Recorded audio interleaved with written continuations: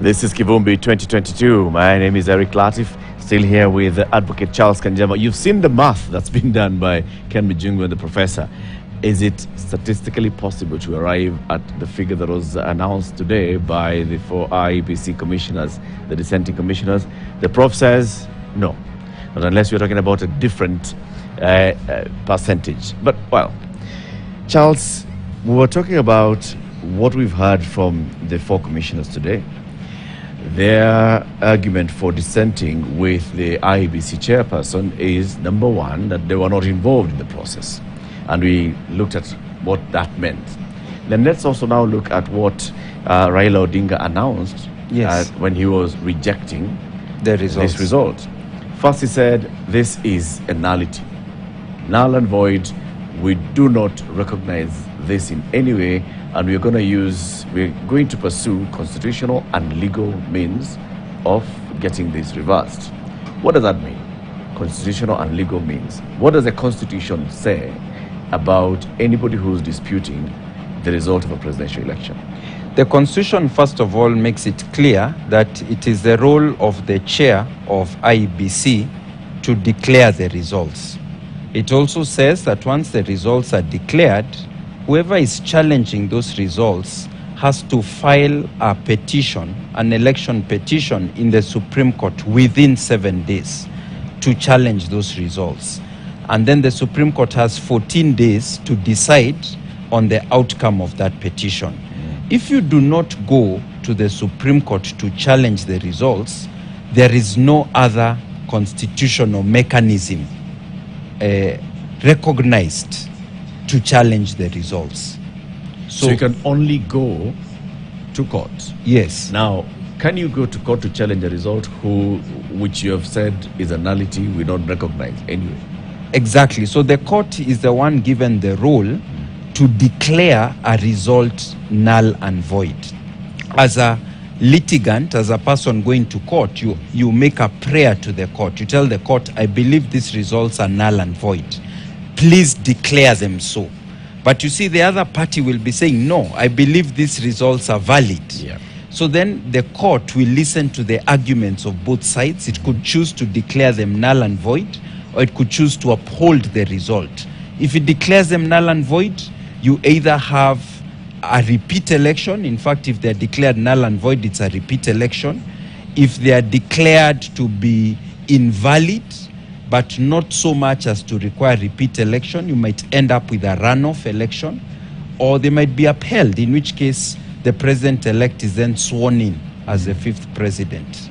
Let me read what Raila said. He said, the figures announced by Mr. Chebukati are null and void and must be quashed by a court of law.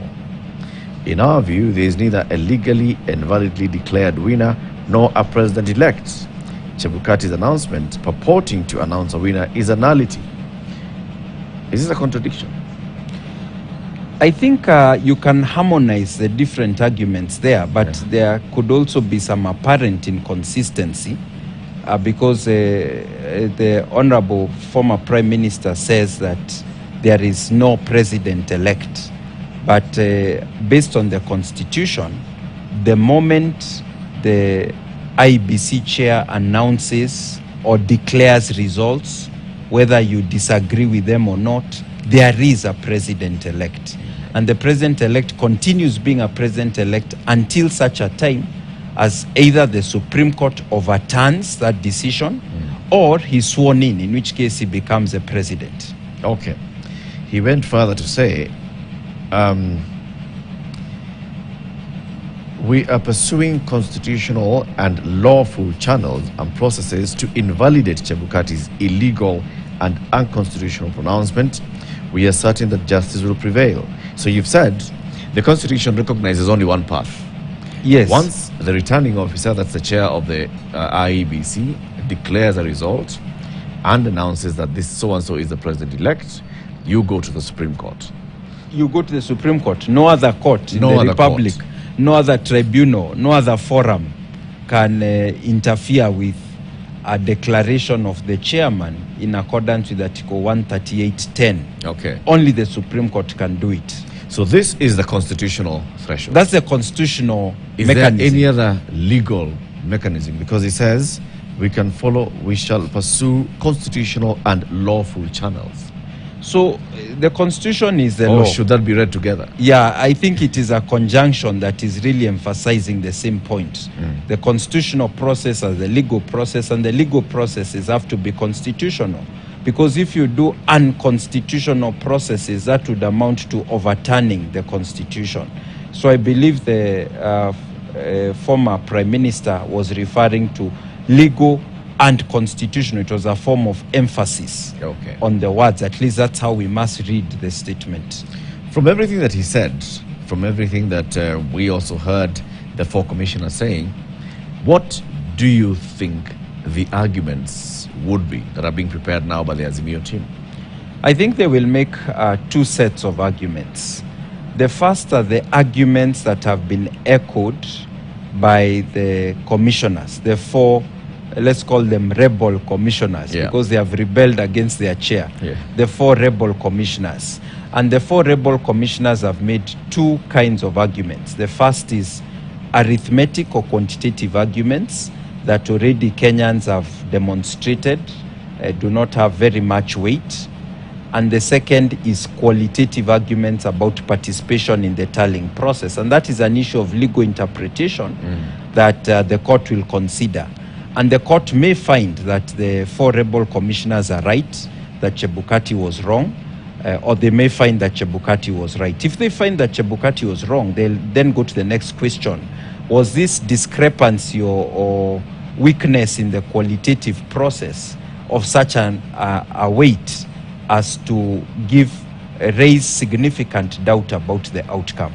So that is the first set of arguments that Azimio will raise. There is also a second set that has not yet been raised by IBC commissioners. And if you have listened carefully to the kind of comments made by the key people in Azimio, the key stakeholders, they have been raising other arguments that I believe they are looking for the evidence as we speak, and they'll produce them in court if they get the evidence. Evidence of injection algorithm that they have alleged was used to interfere with the process of tallying of the media houses and maybe of IBC, evidence of any kind of foul play in terms of discrepancy of the tallies for presidential election with those for gubernatorial Senate elections that according to them is an indication of inflation of the tallies. Evidence of discrepancy between the Kim's kit figures for voter turnout and the results declared according to them. So they'll have this other kind of arguments which have been made by their leadership, and we believe they are looking for the evidence right now. And that really will be the Supreme Court battle ahead. The issue of the Kim's kit figures versus the results that are declared, the IEBC has already indicated that they did not use Kim's kit 100% in all the voting that took place on Tuesday. So then how would that be argued?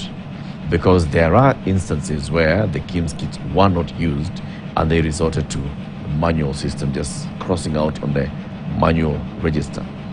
So on the part of IBC, they've said that the results they got largely from the Kim's kit, their voter turnout figures are 14.2 million, more or less. There's 65% voter turnout. And that is reflected in their results. They say that is what they announced even before the tallying was had made any progress. There are some observers like the Election Observers Group, ELOG, who did their own independent analysis. They had a series of 1,000 observers in different polling stations, and they say that their figures are consistent with IBC figures. But some of the key Azimio people have said that there's a problem with the tallies. We have not yet seen the evidence. But you see, they have 7 days. 1 day is already gone, so 6 days to collect that evidence and present it to the court. So we have to wait and see what evidence they will present. At the moment, we've had the claim, we've not yet seen the evidence. So that is really the position. But if they bring evidence, for example, to show that the totals for senator seat in Kiambu County are different, to women rep and are different to the president, and there's a significant difference, that may well persuade the Supreme Court. You remember in 2017, one of the Supreme Court judges, Smokin Wanjala, actually asking that question to the IBC lawyers. How do you end up with a different tally in the presidential and gubernatorial? If a voter receives the 6 ballot papers and they say they will not vote for the other positions, where do they take the papers? And it was concluded that they still put the blank papers in the ballot box. In the respective boxes. In the respective boxes.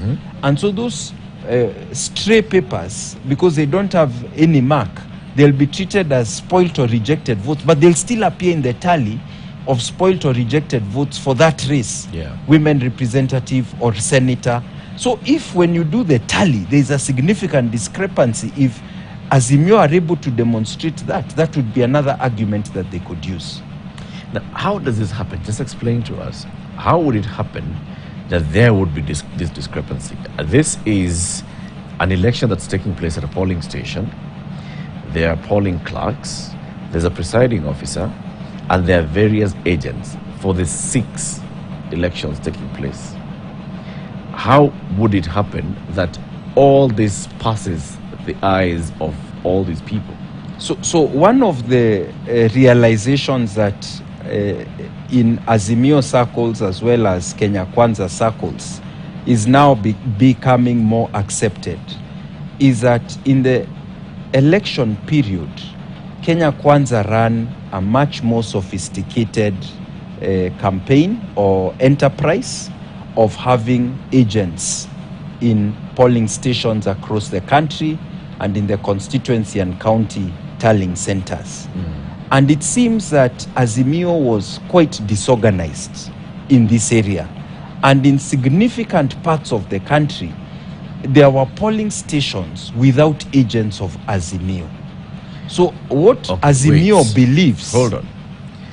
Not just the presidential. Yes. There's an Azimio affiliated candidate, whether there's a Jubilee. In all 6 seats. Yes.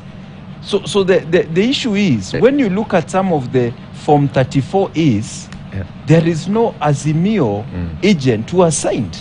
Either they were there and refused to sign, there, Charles, or they were not there. The director is telling me that we need to just take a quick break, say goodbye to our audience on KTN Home. The conversation continues on KTN News. This is Kivumbi 2022. Eric Latif and Charles Kanjama.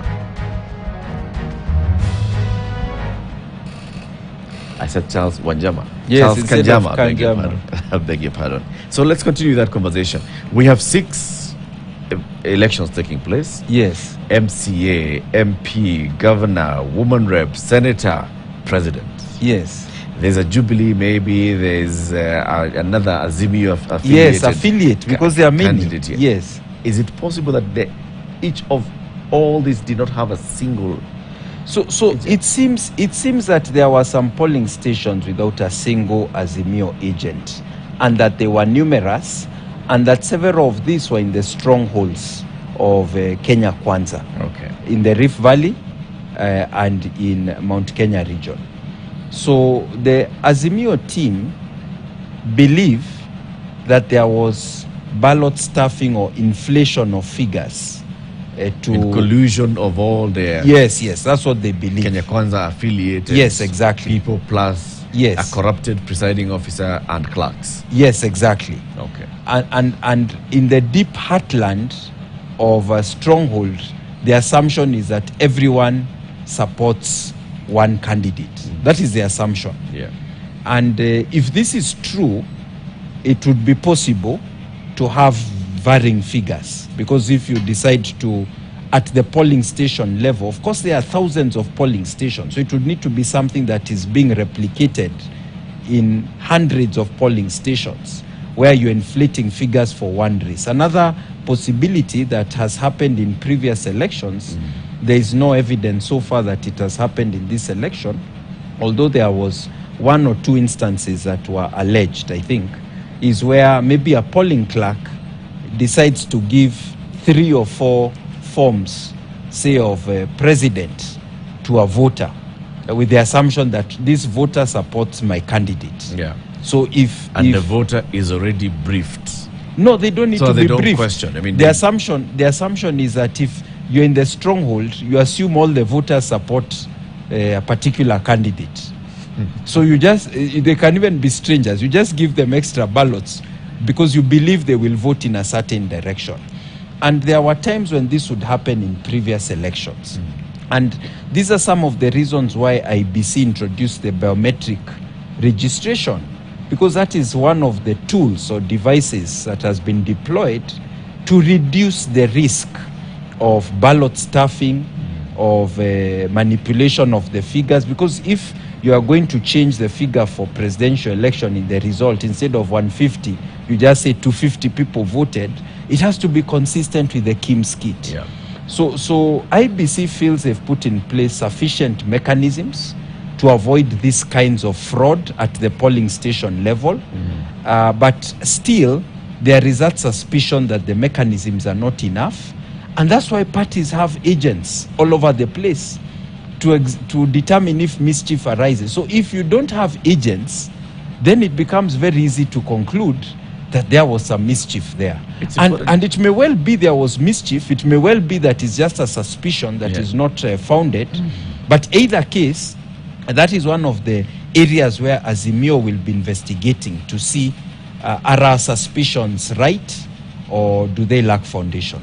I think it's important then for us to talk about, in the run-up to the election, Yes. the question of use or don't use the manual register. If the allegation here is that there could be areas where the number of votes counted do not tally the entries on the KIMS kit, then it would go into where are these extra voters? Then, maybe they went into manual and all these other things. Yes. But Azimio are the ones who pushed for the use the manual of the manual register. Yes, and it is... And it Kenya is, Kwanza was adamant in saying, no, let's not use anything manual. Yes, because it is curious that the manual register is the mechanism that has been used, and IBC has admitted in the past, to support ballot stuffing. Because what would happen is that in the afternoon, and this happens only in the heartlands, the strongholds of the various candidates or parties. In the afternoon, you assume everyone supports this candidate. You have the voters register. You're saying, gosh, the voter turnout is only 40%. How people have let us down. But in any case, we know these people would have voted for so and so. So it's so easy to just take the ruler and you cross out a name, and then you give the ballot papers to even one of the people in. So it was a kind of like a collusion where, using the manual register, because you just needed to cross out the name, you do ballot stuffing, which is there's no authentic or real voter, and then you are inserting ballots into the boxes. Or the voter comes and you give them 3 of this, 3 of this, 3 of that. It's another form of ballot stuffing. It's double or triple voting. So that was the fear about use of the manual register. On the other hand, Azimio were concerned that there are genuine cases of people whose biometrics will be missing or who cannot be identified with biometrics, and this actually proved true. And in fact, IBC was forced to have recourse to the manual register in Kakamega. I think it was Makueni or... Kibwezi. Yes, exactly. So they had recourse to the manual register. We saw examples of even important candidates struggling to get recognized by the KIMS kit. There were places where the KIMS kit failed for several hours. People walked away. They were not able to vote. So Azimio's concerns were also legitimate. But for Kenya Kwanza, they felt that this manual register might introduce ballot stuffing. Let's get it out. For Azimio, they felt this KIMS kit will cause voter suppression. Let us add the manual register. So each side had a legitimate concern and argument. And it was a question of compromise between the two positions. Speaking of the KIMS kit as well, would there be grounds for, if not the Azimio candidates, any other interested party, civil society organization, advocates, Charles Kanjama, to go to court and seek answers as to what happened to the KIMS kits? Because by the time the KIMS kit completely fails, you basically have 11 trials. You have the 10 fingers to try, and then you've got the alphanumeric, which is get the ID, physically type the ID number, and see whether it's going to produce the result. Those are 11 trials. Yes. It fails in 11 trials. That's a monumental failure of this gadget. So let me say, the first failure of Kim's kit comes even before you switch it on. It refuses to come on. Yeah. It refuses to load the program. The second failure is the administrator has to key in certain credentials for it to start working. The credentials are not working. You've forgotten the credentials. You've gotten locked out.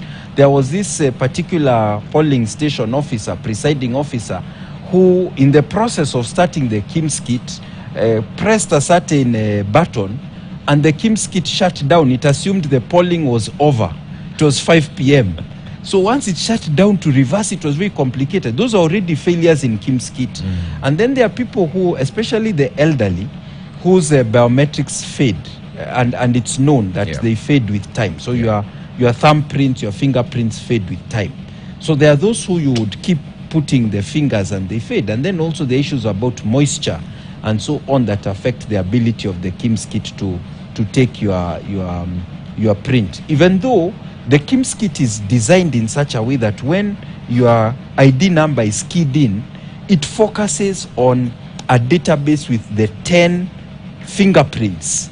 So it is searching, when you put in your finger, it's searching among 10. So it should be able to match. It increases the probability of matching. But if it fails, you are right. You have that final option of the visual identification or alphanumeric. But the presiding officers had been told, recommended to try and avoid the alphanumeric. So there are some who actually turned people away without trying the alphanumeric at all. So those are some of the reasons that could contribute to failure. And sometimes the Kim's kit is just slow. It's taking so long to process one candidate. There are many people waiting in the queue. People get tired because the queue is not moving. And they get frustrated. So they get frustrated. Some of them may leave. Yeah. So again, that amounts to voter suppression. So those were the concerns of the Azimio team. They were genuine concerns, in the same way the concerns of Kenya Kwanza were genuine concerns about the fear of the loss of integrity that you've actually identified biometrically the voter if you use the manual register. Finally, Charles, if we just take a step back into 2017, the key reasons that led to the nullification of that election, and then you compare with the management of this election, are there some areas of concern for you? So the key areas that led to nullification in 2017 were addressed by IEBC this time. One was the provisional tally that came because the polling station officers, the presiding officers, they would take a photo and they would also key in the data. And that's the data that came to Bomas, and we started having a tally immediately. Yeah. And there were fears that there was an algorithm manipulating the tallies. So they removed that one. They remained with the photo of the Form 34A. That's why it has taken so long. Second, the Supreme Court said this business of giving provisional results and then changing them to final results is a bit murky. The IBC should only declare final results. So that's what they've done. They gave the forms on the portal, but they decided for them they will do the verification, which is slower. So they dealt with that one. The third was the question of opening the server. You remember they were asked to open the server. They said the server is in France. We are having challenge opening the server. This time they decided to make the server transparent, and everyone could download the form. So everyone, I can assume all over the world, there are people who have been interested in Kenyan elections, including some of our partners, other countries, where they may have downloaded and done their own tally so that they could assess. The media downloaded, even individuals downloaded. So this was another area where they tried to address the weaknesses of 2017. There was the question of some opacity or opaqueness. I think that's the word that is being used. Yes. But you can say opacity. Some opaqueness in the process of consolidating the figures. And what they did is they ensured that at the flow of Bomas, when every constituency returning officer brought the 34B together with the 34As, after they keyed them in, they would show the agents so that the agents would go line by line This slowed the process, but it built up confidence in the process. So they seem to have addressed most of the challenges that were pointed out by the court in 2017. And the figures therefore have a greater sense of credibility. The only issue now is at the end, which is what the Vice Chair, Juliana Cherera, was saying, at the end, when they were left with about 30 polling stations. Did they announce those results? Did they finish the tally and share the documentation of the 34C with the chief party agents? So that is now the battlefront of whether this was a significant omission, whether it impacted on the results or not. So it has been reduced to the final, say, 12 hours. Yes, indeed. Of this operation. Yes, because up until Sunday night, everybody was happy.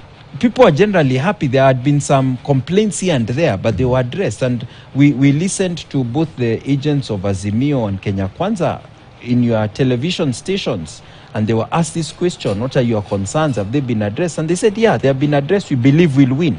So it was only in the early hours of Monday morning or later in Monday morning when things changed. Actually, even up to 4 a.m. when the tallying ended for each of the constituencies, there was no complaint that had been raised. So it is between 6 a.m. in the morning and 6 p.m. in the evening when the result was announced. Those 12 hours were the critical hours where things seemed to unravel. And that will be the focus of maybe what we'll see in the Supreme Court in the coming days. We still have a couple of days before the deadline for submission of any petition to the Supreme Court, and then that process begins. Advocate Charles Kanjama knows very much about election petitions at the Supreme Court. He has participated in them. He was here today just breaking down the entire process and just looking back at what the issues have been so far. My name is Eric Latif. Keep it right here. This is Kivumbi 2022. My colleague Ken Mijungu will be here shortly with more.